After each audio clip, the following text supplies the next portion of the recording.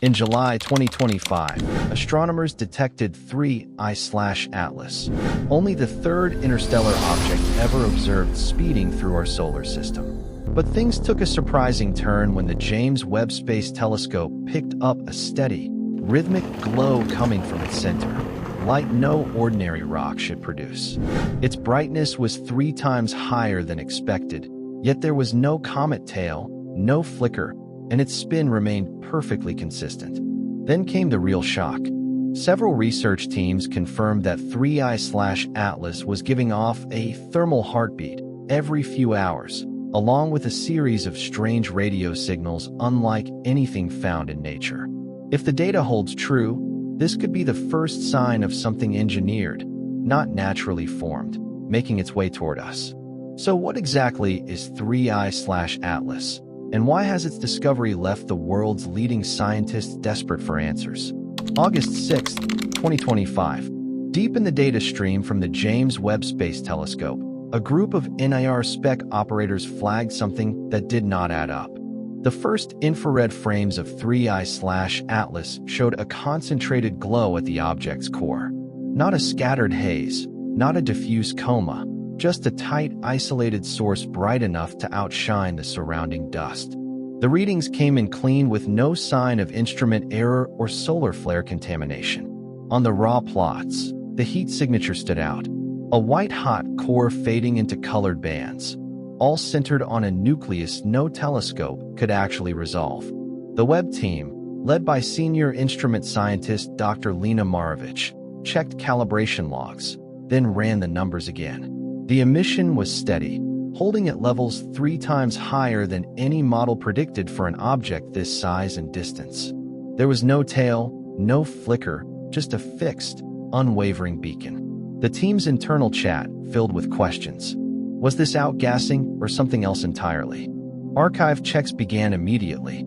Hubble and test data from earlier in the summer hinted at an active object already glowing far beyond the orbit of Jupiter long before sunlight could trigger normal cometary activity.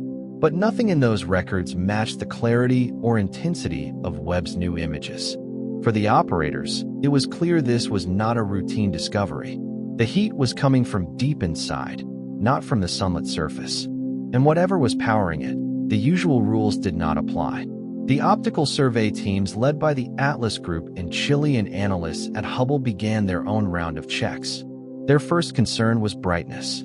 By every standard metric, 3I/Atlas shone at nearly 3 times the intensity expected for a body of its estimated size and distance.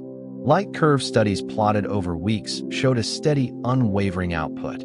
No dips, no surges, no evidence of the flickering usually caused by jets of gas or uneven surfaces. For comparison, typical comets brighten and fade as they tumble, their icy crusts venting in fits and starts. Here, the pattern was almost flat with a measured rotation period of about 6 hours, enough to reveal any major surface activity, but nothing appeared. Hubble's high-resolution images searched for the classic tail, the streaming plume that signals a comet's ice turning to vapor. Instead, the object was wrapped in a tight teardrop-shaped cocoon, more a shroud than a tail. Analysts noted that even at 6 astronomical units from the Sun, where sunlight is weak and most comets lie dormant, 3I/Atlas was already active, glowing against the black. No model of solar heating or standard outgassing could explain the intensity or the timing. These contradictions left the optical teams with a puzzle, a body too bright, too steady, and too self-contained to fit any familiar category. The usual comet rules did not apply. For the researchers, the next step was clear. If the light wasn't coming from the surface, perhaps the answer lay deeper inside. Infrared analysts on the Webb team began dissecting the time series data, looking for any sign of pattern in the heat pouring from 3I/Atlas's core. What caught their attention was not just the intensity, but its rhythm. Every 4 hours, the central glow swelled and faded in a slow, deliberate cycle. The pulse was unmistakable, steady, almost mechanical, with energy peaking at the heart and radiating outward in waves. No random flicker, no chaotic outburst. The data logs filled with timestamps, each marking a rise and fall that repeated with uncanny precision. Dr. Alina Marovich and her group mapped the intervals against the object's rotation and orbital parameters, searching for a natural cause. Nothing lined up. The heat did not track surface features or solar input. It pulsed from deep inside, untouched by the changing angle of sunlight or distance from the sun. To the Webb operators, it looked less like a comet's outgassing and more like the heartbeat of something engineered. Radio observatories from California to South Africa tuned their arrays to 3I/Atlas, searching for any trace of electromagnetic activity beyond the optical and infrared. The Allen Telescope Array, led by Dr. Kavita Ralph, began sifting through hours of wideband data, filtering out background hiss and satellite spillover. The team isolated something that didn't belong, a faint narrow band pulse repeating every 4 hours, unwavering in its rhythm. Fourier analysis confirmed the pattern. A stable carrier cut sharply against the static with a repetition too precise for random cosmic noise. Over several nights, the pulse held steady, yet its timing drifted in lockstep with changes in the solar wind, matching fluctuations tracked by space weather monitors. Independent teams at Meerkat and Ethelberg verified the signal, ruling out local interference and terrestrial sources. The pulse's persistence, its subtle environmental shifts, and its cross-hemisphere replication forced a new question into the open.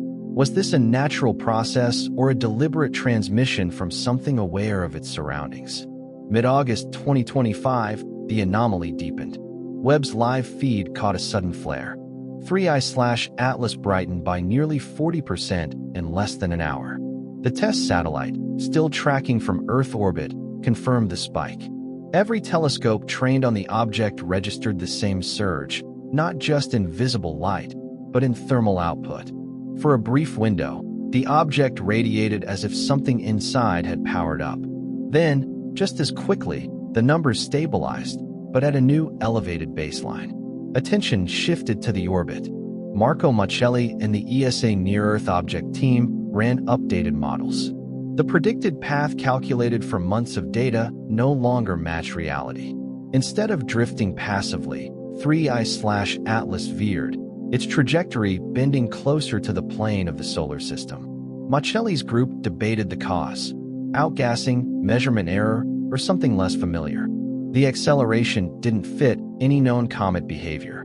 For the first time, the data hinted at a maneuver, with the flare and course change locked together in the logs.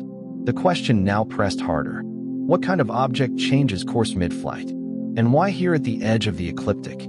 August 18, 2025, Webb's NDR SPEC instrument handed the baton to the spectroscopists. Carrie Liss's group at Johns Hopkins took the lead, parsing the raw spectra from 3I/Atlas. The usual comet markers, water, ice, carbon dioxide, were present, but layered atop them sat a puzzle. Several absorption lines refused to match any known catalog. The reflectivity profile hinted at metallic alloys, some echoing rare Earth elements found only in advanced manufacturing here on Earth. Buried in the data, a handful of features aligned with theoretical quantum materials, structures described in physics papers, but never observed in nature. For the team, the evidence pointed away from random cosmic chemistry and towards something that looked, at least on paper, engineered. By late August, access to raw telescope feeds began to tighten. Internal memos from NASA and the ESA referenced new data protocols citing planetary security. The SETI working group, led by an anonymous coordinator, debated whether to transmit a mathematical signal toward 3I/Atlas.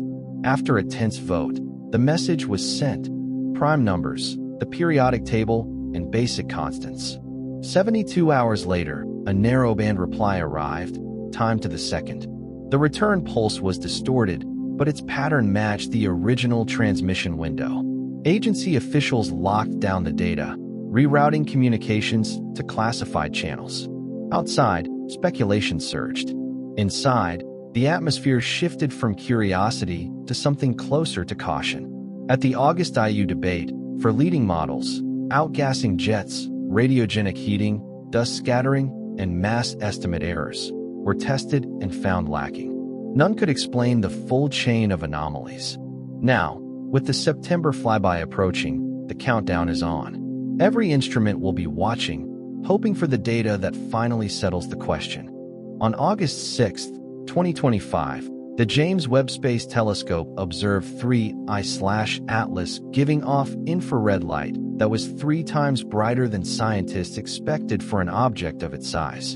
In the weeks that followed, research teams recorded a focused, rhythmic heat pattern, a repeating radio signal, and a sudden 40% increase in brightness, all happening at the same time as a shift in its flight path. These findings were later confirmed by TESS, Hubble, and data from the European Space Agency. Spectroscopic tests revealed the presence of rare earth metals and absorption lines that don't match anything listed in current scientific catalogs. After several independent reviews, experts from the International Astronomical Union officially ruled out all known natural explanations, including gas release, radioactive activity, and dust effects. By late September 2025, 3I/Atlas was on course for its closest approach to Earth, and observatories worldwide began preparing for direct observation. One thing is now certain: 3I/Atlas defies every existing model of interstellar objects, and its upcoming pass near Earth could mark a turning point in the study of planetary science.